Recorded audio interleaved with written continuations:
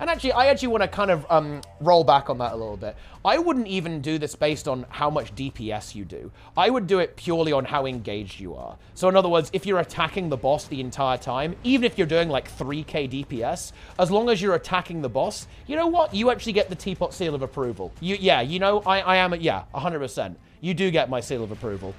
If you're there the entire time bashing that boss, even if you're a very new player, and obviously, you know, you don't have a very high proficiency in the game as of yet, and you're still learning the game. If you're there the whole time, hell yeah, I think you deserve maximum rewards, right? It's the players who are like, oh, I'm gonna press one button and go like semi-AFK, right? Or oh, I'm just gonna come in at the last 20%. That's the problem. I don't have a problem with people who aren't running the most super sweaty, try-hard, Omega Raid DPS build. The problem is players who simply don't engage and essentially force other players to do all the work for them. That's the problem. But anyway, what are we talking about today, Sneb? Let's talk about participation. Let's do it. Let's get into participation. Yeah. All right, I'll just give you my central thesis. Here we go. Okay. I'm ready. It is my belief that a large part of why more difficult open world content might fail is not necessarily due to the difficulty or like the baseline difficulty of the event, but instead because it is difficult to get people to engage in those activities. Okay. And what I mean by that is that if, let's say, you have a map cap of 60, like on Dragon's End. Yep. If only 40 people are participating, you're losing 33% of your potential, whether that's boons, heals, revives, doing the mechanics like the greens, you know, spreading people out amongst the different mini bosses, and of course DPS as well. So when 33% of the map isn't engaging, that makes it, well, like 33% harder. But it's not just 33% harder, actually. It's actually a bit exponential, because the longer something takes, the more mechanics you face, the more opportunity for 40 people to fail. So, again, I believe that a lot of the reason why these things fail is because people don't participate in the activities, and that puts pressure on the 40 people that do participate. Exactly. I think this is a very good framing of the issue here as well, because, you know, it's the alternative is like, well, you know, just carry people, just hard carry everyone. But that's what you told me to do. Yeah, and to be honest, the reason I said that, and the reason I kind of still hold to that in some sense, is because I think it's hard. It's hard to. I mean, what's the alternative, right? Like, do you have any alternatives? The alternative is to inspire the people that aren't engaging or participating to engage and participate. And if that fails, then yes, you need to do a little bit more damage and stuff. But I think it's a huge problem, because what's going on is you have people that think that it's way harder than it actually is. And I'm not saying that to be mean or rude or demeaning or anything like that. I'm saying it because I measured it. I went to Dragon's End.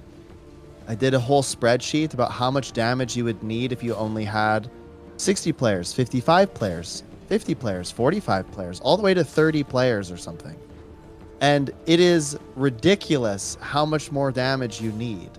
And it wasn't even a perfect measurement because, again, if the fight lasts longer, you're more likely to get things like swaps, which affect your DPS uptime. Exactly. So, yeah, and so you get a very people get a very false impression, right? Like, they get the idea that the content is brutally difficult, but in reality, the difficulty is being inflated by players not participating, essentially. Yeah, it's a completely real and valid perspective. Of course, yeah. This is riddled with issues, because a large part of this is because they don't know that other people aren't participating or engaging. So the assumption would be that the boss is just too hard or too difficult, or the mechanics are unfair. And that is a perfectly valid perception given the information that you have at your fingertips. But what you're not seeing behind the scenes if you don't have add-ons is that a very large percentage of people that engage in open world events do not engage with it almost at all. You have a lot of people that, and these are experienced players that could give a lot of effort into things, but they're choosing not to because the event will likely pass without their participation anyway, except for things like Dragon's End, maybe. But you have people that have alt accounts. I saw a guy that had like 10 alt accounts at Auric Basin, for example, and he was portaling all of them around. And he was very openly doing it. But there's a lot of that stuff going on. Yeah. Yeah. It definitely is a bit of a problem. Why do you think people don't participate? What's going on there? Like, I think a big part of it is that it's not necessary most of the time, right? So it's like, well, I mean, why even bother, right? Like, why even bother to engage when you're going to win anyway? Even if you don't engage, you win no matter what. And I think that probably is the core of the issue, I suppose. We illustrated this so well with the all-healer Dragon's End because we went in and we failed the first time. But why did we fail? Because I think people took their own contribution for granted. They were like, "Oh, there's no way we fail, so I'm not even going to try very much.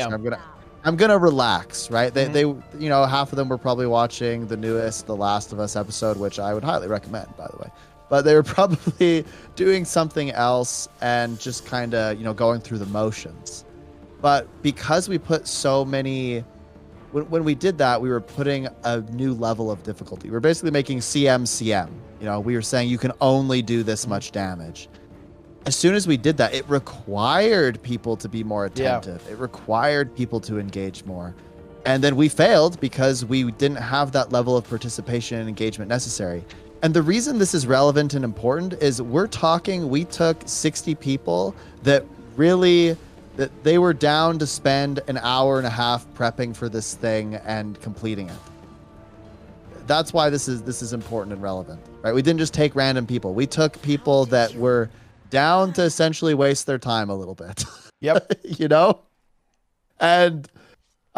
And that was the result we got. So if you go into a general map where maybe there isn't like a guild running something, or, you know, you don't have a regular commander, you might find that there's a little bit more apathy towards what's going on. Like, oh, you know, who cares? It doesn't really, my impact doesn't matter that much. So why bother? You know, I'm gonna go make some food and come back. And then when I get back, you know, I'll hit the boss a few times. I get credit for doing it, and that's all fine and dandy. And if enough people do that, it puts enough pressure on the rest of the group that it fails. And it's and again, that just goes back into the loop of the people that are participating. They're like, holy crap, I just gave it my all. You know, I thought about my build a little bit, and I tried to do subgroups, and I still failed this. It must be too hard.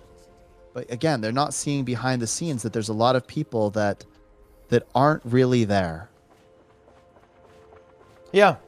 And I think that's a good outline of the problem. And I do think it is pretty much the bulk of why events fail. Outside of there just not being people there, right? I would say any open world event that fails, and this does happen. You see Octobun fail, you see Chat Garrett fail, you see it's not just Dragon's End, right? Like, a lot of events actually fail semi-frequently. And this is actually a more subtle thing. I think events take way longer and are way less fun than they need to be. I think the best example is one that you're 100%. Very familiar with, is Drakkar, right? Yes. This fight's got quite a lot of health, and it takes a long time to kill in normal groups. And as a result of that, it's not super popular. But why? It's not because everyone's like, haha, everyone's a big noob. No, that's not what's going on, actually. What's going on is that the majority of people, well, not the majority of people, but a large amount of people leech Drakkar, right? And essentially do not participate in any way, which draws the fight out a huge amount and basically makes the event way less fun for everyone. And that effect happens in every event. Chat Garrett dies slowly because people don't participate. Octovine is slow because people don't participate, right? Every open world event, broadly speaking, is a victim to this to a small degree, right? Varying degrees, I suppose. And I think that actually does suck. That actually is a little bit unfortunate. What do you think is the play here? What do we do, Sneb? What's the solution here? Yeah, I think the solution is to help people, one, understand that their contribution actually does matter in open world. I think we've done a big disservice. Well, at least I'll just talk about myself. I think in the past, I would say things like, oh, it doesn't really matter what your build is in open world. Like, you're going to be fine. But I didn't really explain that very well. What I meant is that when you're first learning, you should just be going and testing things out and having fun. But your contribution does matter. Like, you do have a big impact. Things can fail if you don't, like, even Tequaddle can fail, right? Oh, yes. If you get into a bit of a late map, everyone and a lot of people were just trying to, snipe in to get, or they're just trying to get into other maps or whatever, it can fail. It's a real possibility. And so you can be the difference in it passing or failing. Like, one person can actually have a really big impact if they go out and engage and do the mechanics and all of that stuff. I think that's the first thing, is just helping people understand that their contribution matters. It does. It's hard to see in open world because, of course, there are so many people there, so it's not always immediately obvious, but it is true. Yeah, and I think that is one of the things that does get propagated, is that, you'll see new players all the time. They'll ask, does it matter what I play? And people say, no. Anything works in open world. Everything is fine. It doesn't matter. Like, there's no way you can possibly lose, right? And I think this actually is like a big communication breakdown, because that statement is true, kind of. It's true in the sense that, yeah, you can basically play any build you want as long as it makes some sense. But the problem is that in some sense, it's kind of baked into that as an assumption. And obviously, that's not a very good assumption to make all the time. Sometimes builds aren't very good or, don't necessarily even do anything.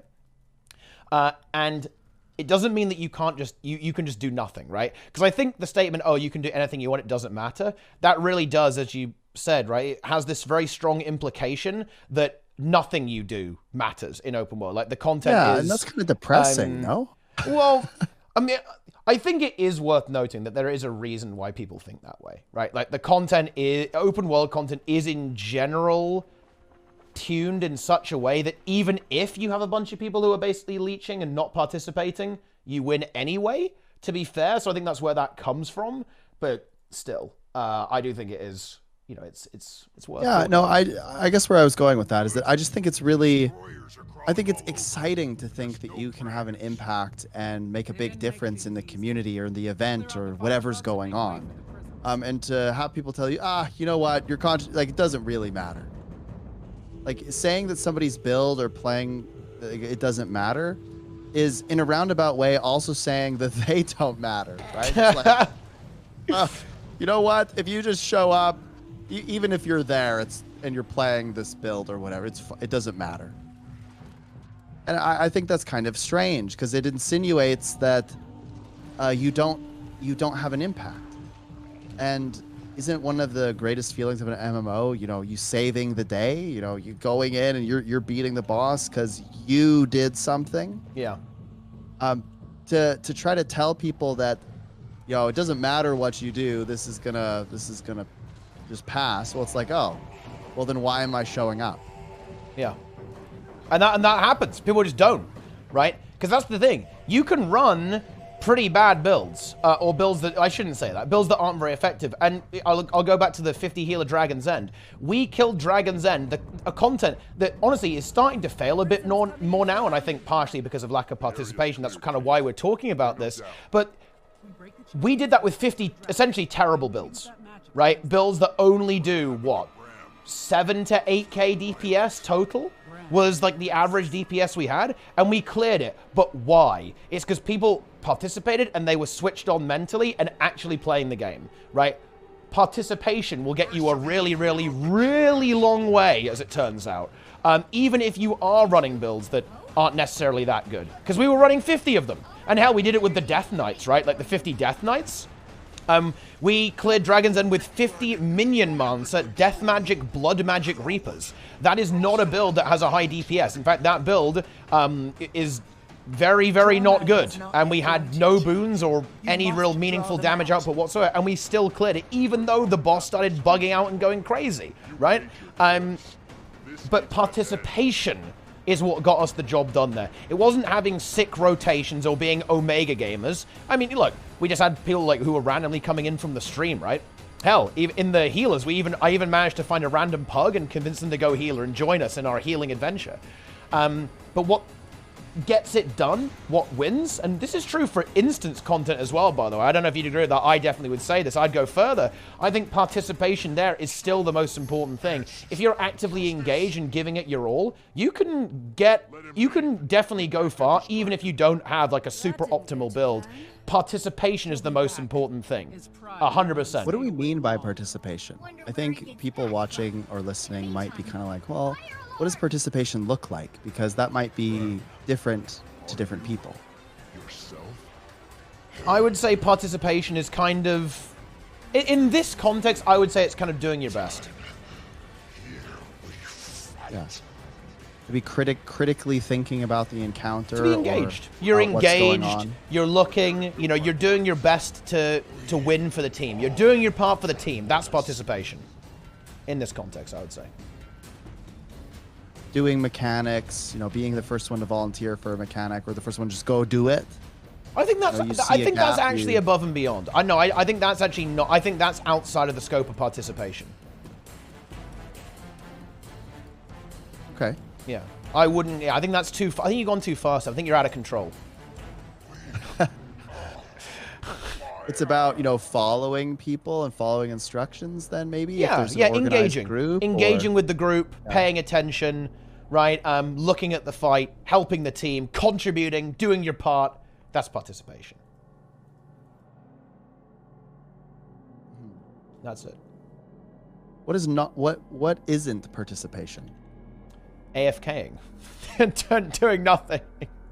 When we say that, I think it comes off as strong hyperbole. Like, what is it? When you say AFKing, what do you mean? Oh no, I mean, I think there actually is a bit of a problem with people actually just flat AFKing in metas. I think that actually happens quite a lot. Unfortunately, there absolutely is, yeah. Yeah, I mean, so yeah, that's why I started with AFKing, because I think that's like the most obvious example of it, and it does happen, right? I think people do AFK. I guess like another example, this happens this happens annoyingly enough in some bosses. People will show up like just for the last 20%. Like, who does that? Yeah. Okay, that's crazy. That's actually unhinged. People do that.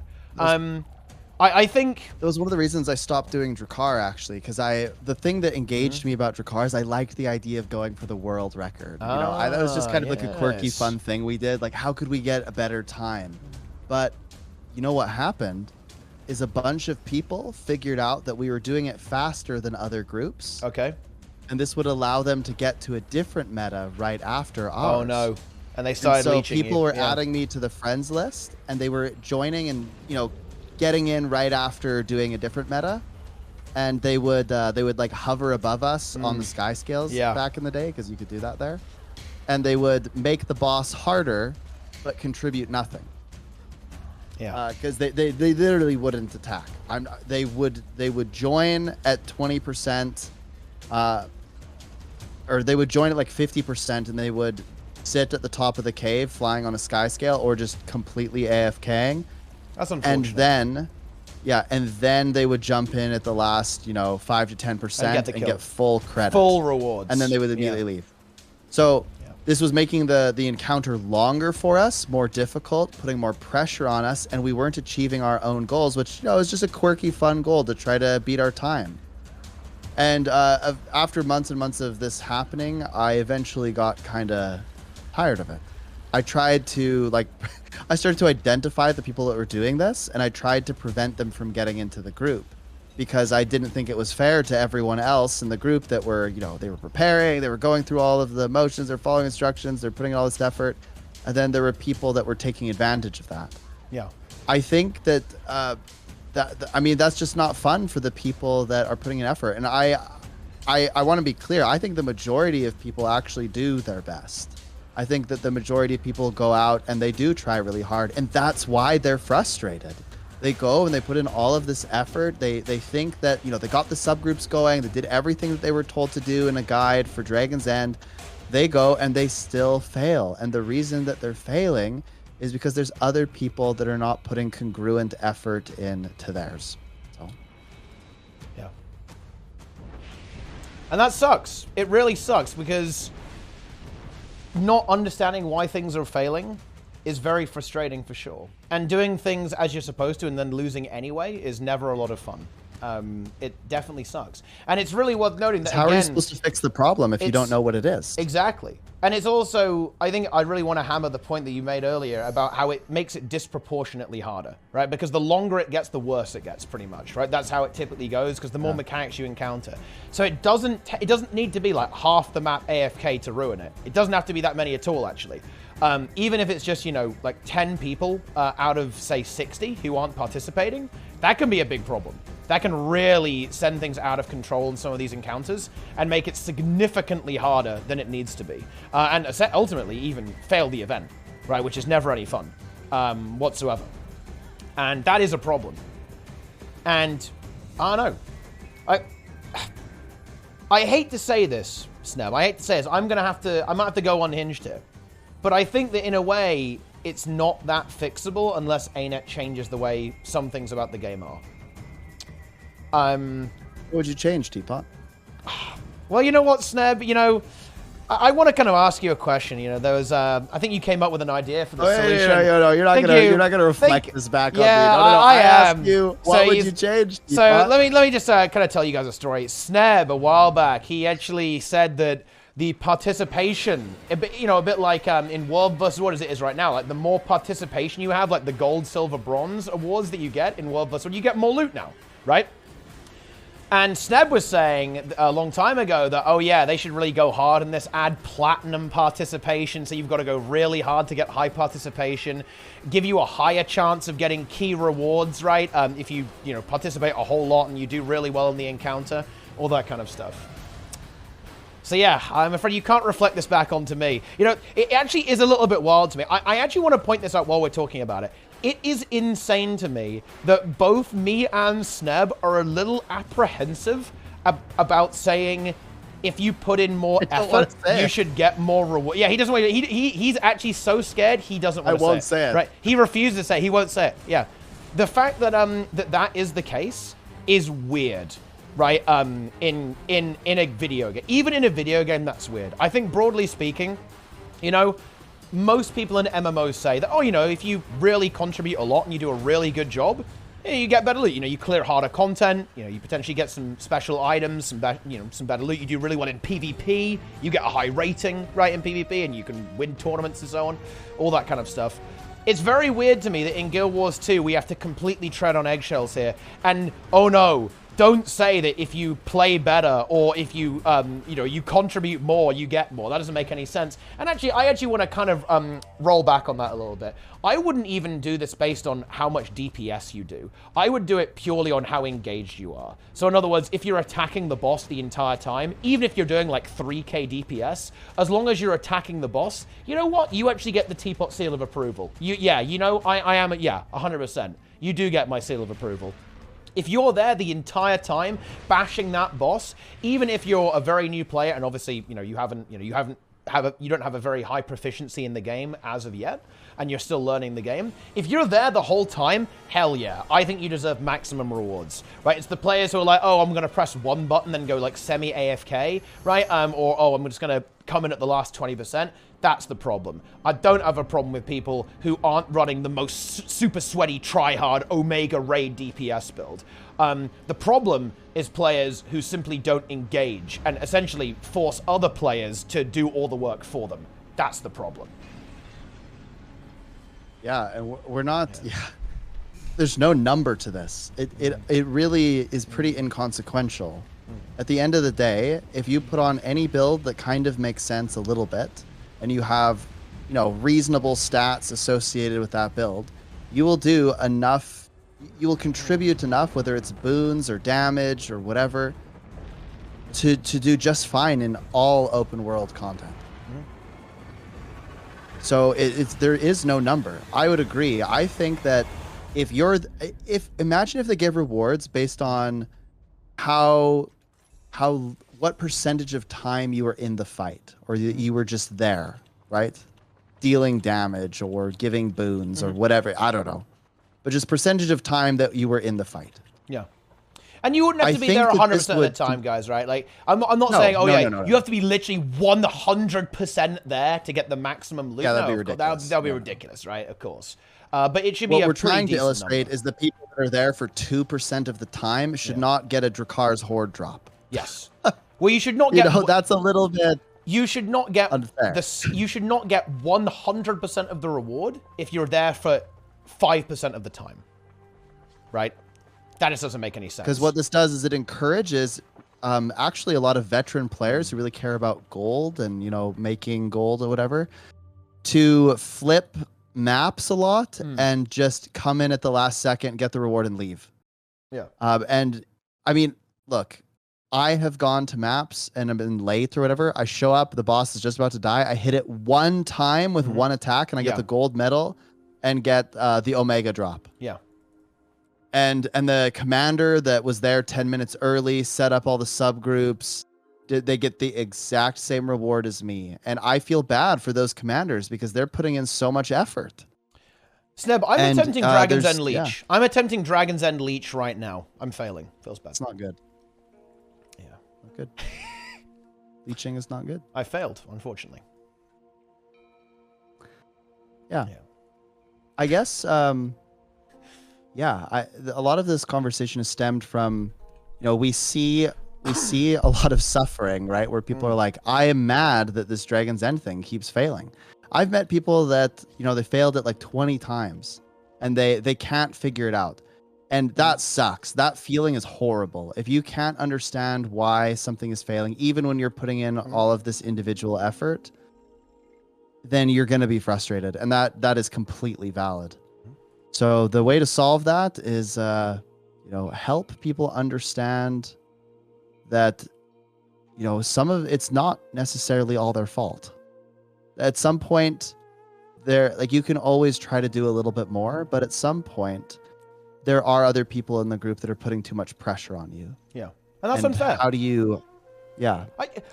I think we've actually danced around the issue because, again, we're a little bit scared to say it in the Guild Wars 2 community because this is such a hot take. But this is an online video game. You're playing with other people, right? And I think you should respect other people. You should respect other people's time. Yeah.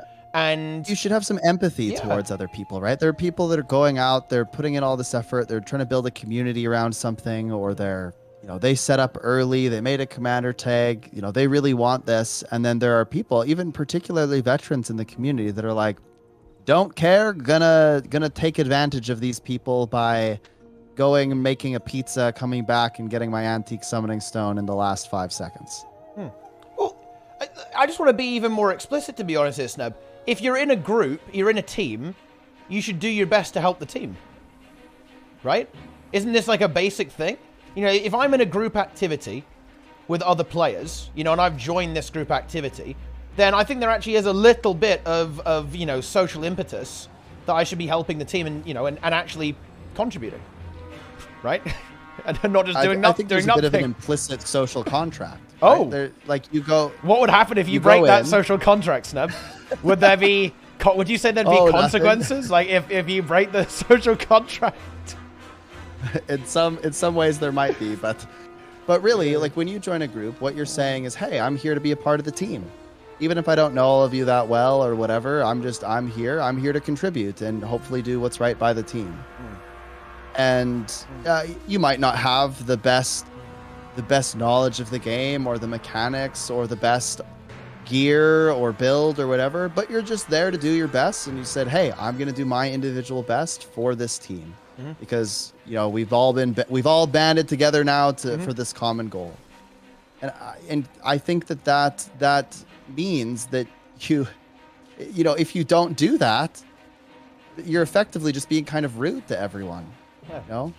You're saying, hey, I actually don't care about any of you. I am here. I joined this group strictly so that I could, join the map when it's you know, just about done, so that I can get in there, get my reward after at 5% and get out. Yeah, and I almost want, you know, I almost want to peel this away a little bit from saying, oh, you know, people are being rude, because I want to point out here that the system incentivizes this.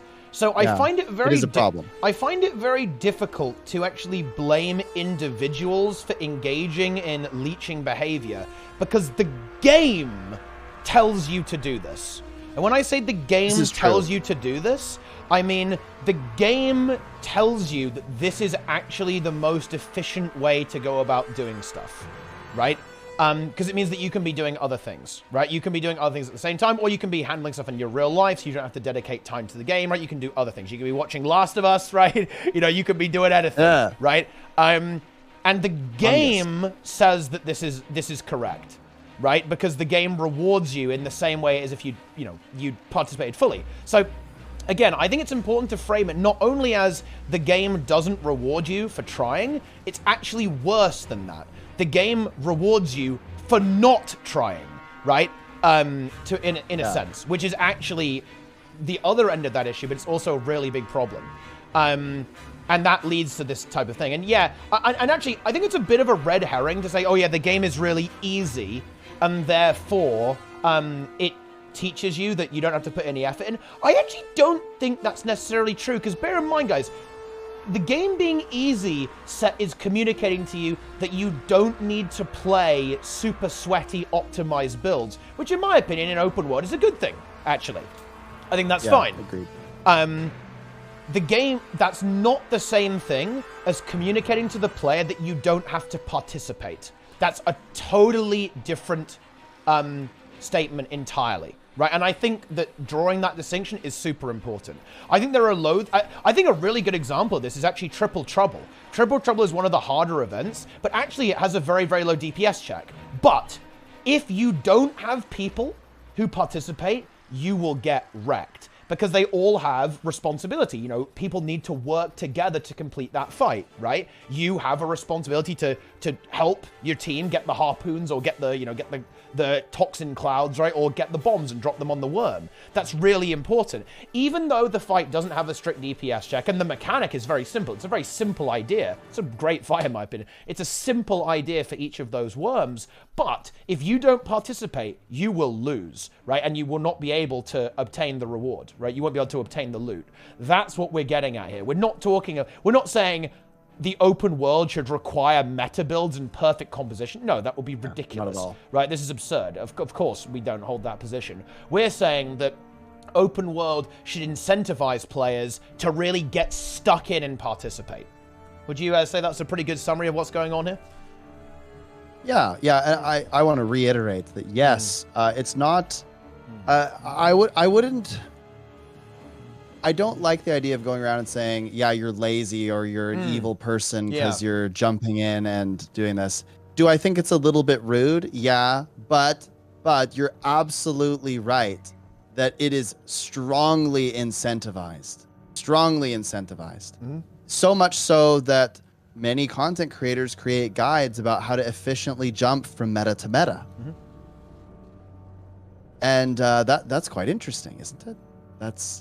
That means that this is kind of the culture. It's kind of common that people will just jump in halfway through. And there's nothing inherent. Like, if you log in and the boss is going on and you jump in the last 20%, like, good on you. You went there and essentially you got 100% participation for yourself, because that was the only time that you could have gone in, right? So that kind of makes sense. So I don't think that there's anything evil with jumping in halfway or anything.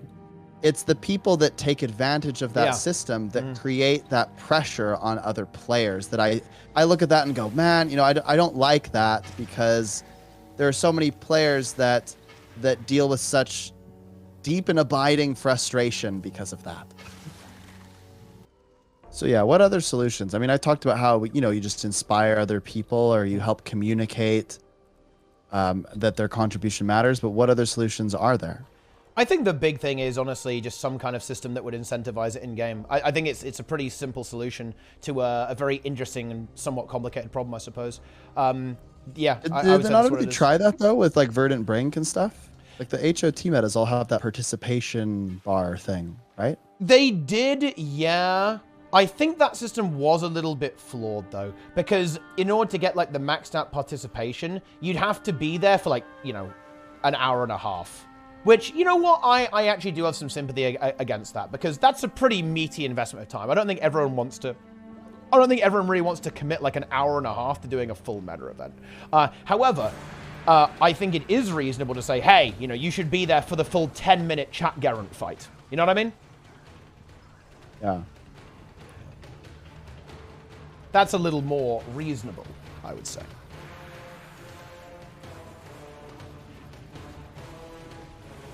So I think some kind of system like that could be pretty cool. I think that leaning into that system, so in other words, it does incentivize players to do the whole meta would be cool. Because I actually do look at those meta events, and do you think it's a little weird that nobody actually plays the map? They just show up for the boss, and that's it? Isn't that a little odd? Yeah. People are in it for the reward rather than the journey, which, That's again, fine. I don't blame anyone. Yeah. I think that's totally fine. But what that means is the system is a little bit odd because it's saying that regardless of what you do, you will obtain this reward. Think about it this way. Another way to think about this is the people that actively grief your map, and not people. And I'm not talking. Wait, about what do you mean by people who actively grief? What do you mean by that? People that go and they intentionally try to bring the bloater. What are those things called? Yes. Yeah, I know the ones. People Yeah. that intentionally do those sorts of activities. Those people get the maximum reward. Yeah. Right. I think that's actually really hard to counter, though. Like, even if you add, like, participation time as a factor, or, like, how much you've been present in the encounter, I think it's actually really hard to get around griefing. Yeah, I'm not sure you could ever counter that. Well, I think the way that you deal with griefing is you just ban people who do it. Right? Yeah. I actually don't think you can solve griefing with, like, a reward structure change or something like that. If people who are actively griefing and just trying to ruin the experience for other players, I think that's something that needs to be handled by moderation. To be honest, you can't have like a system that handles it. All I was trying to illustrate with that is that negative contribution or positive contribution, neutral contribution or almost no contribution, it is all treated the same. Yeah. I think, do you know what another thing is actually? I think that rewards in Guild Wars 2 are weird because they're incredibly all or nothing, you know? Because I really like the onto Quattle. Even if you don't succeed, the further you get, the more loot you get, right? And I think that system actually really encourages people to try. Like, even if they know it's gonna be a little bit, ooh, I'm not sure if we're gonna make it. It really encourages people to go for it anyway. Whereas almost all events in the entire game, if you don't succeed, you get literally nothing. That's weird to me. Yeah. That's very weird. Yeah. I think that needs to be addressed. Because then it would incentivize people to have a go. Even if they don't necessarily succeed, they still have a go anyway. Yeah, I think that's a reasonable take. Yeah. Because that's the other thing that happens. People like abandon ship. You know, have you seen this happen? I think it happen all the time. When something's starting to go wrong, people completely abandon ship, which obviously makes it even worse. As more people leave, it gets worse and worse and worse. Yeah, I'm very curious to see what happens with map queuing. Yeah. Because, like, if you could queue into a map, would that make it better or worse? I think it will make it better because people will just kind of give up and realize they're not getting into the other map and just see if they can make do. Yeah. Because right now, I think what happens is nobody knows where they are in the line, so everyone assumes they're first, kind of thing. They're like, oh, well, because it's kind of meritocracy. They're like, if you can spam really fast, you might get in, you know? Yeah. So everyone just thinks that they're going to get in, so they think that they're going to be number one. Now you'll have no hope. And then nobody does anything on the map because they're all busy spamming. Yeah. But now you'll immediately get shut down. You'll know that you must. You must just queue up. Transparency is good. And just commit to the map you're on. It's the only way.